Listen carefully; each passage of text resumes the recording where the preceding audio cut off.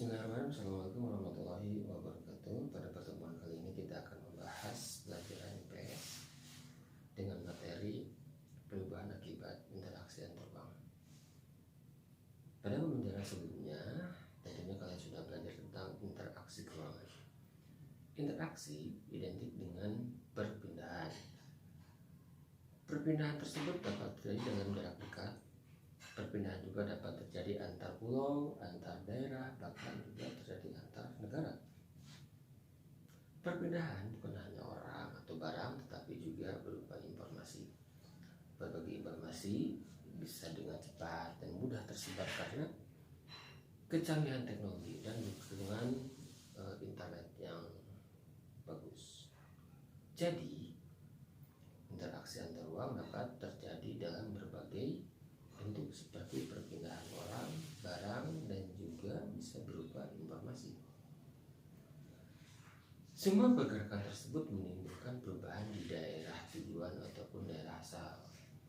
Interaksi keruangan meliputi beragam jenis pergerakan seperti perjalanan menuju tempat bekerja, pariwisata, migrasi, perdagangan, dan distribusi barang antar daerah. Jika banyak orang selalu datang ke suatu tempat dengan berbagai kepentingan, maka tempat tersebut menjadi pusat manusia atau sering juga disebut dengan perkotaan. Jadi, pergerakan orang sebagai bentuk interaksi ke ruangan menimbulkan perubahan. Perubahan akibat interaksi antar ruang itu terbagi menjadi beberapa hal. Berbagai perubahan akibat adanya interaksi antar ruang diantaranya berkembangnya pusat pertumbuhan.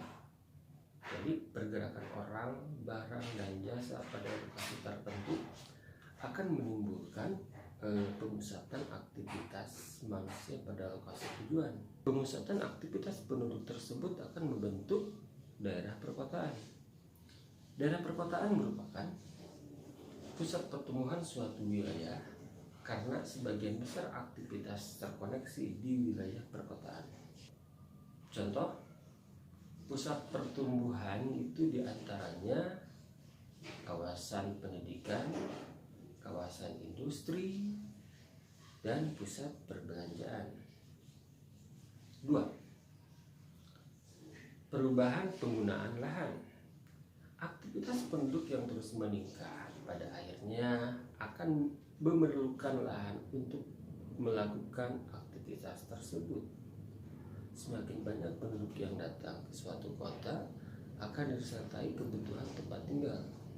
Akibatnya terjadi alih fungsi lahan dari lahan pertanian menjadi pemukiman.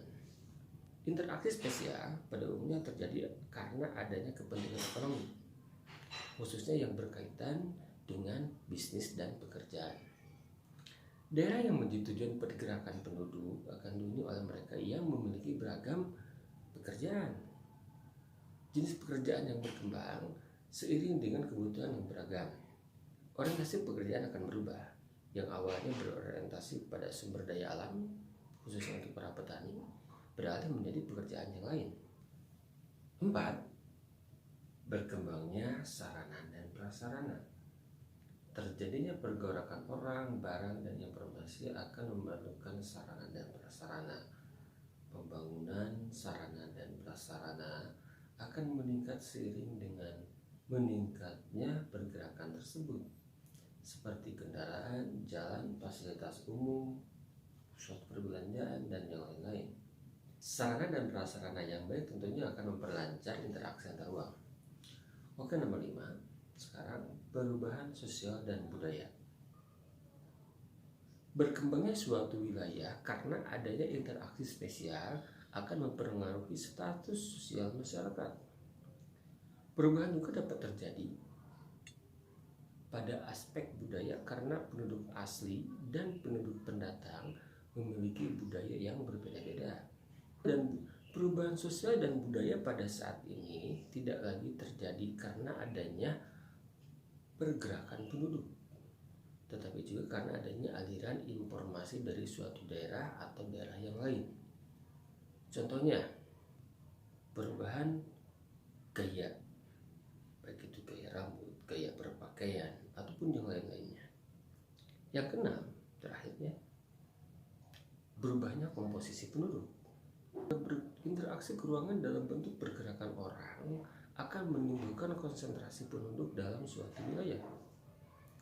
Akibatnya, komposisi penduduk berubah dari wilayah yang relatif seragam berkembang menjadi etnik dan memiliki latar belakang yang berbeda-beda seperti agama, status sosial, kemudian mata pencaharian, suku bangsa, bahasa, dan yang lain-lainnya. Contoh, di suatu daerah berawal hanya etnik Melayu saja, kemudian beralih menjadi beragam etnik.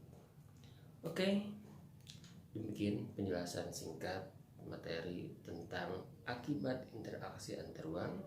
Semoga penjelasan ini bisa bermanfaat. Assalamualaikum warahmatullahi wabarakatuh. Terima kasih.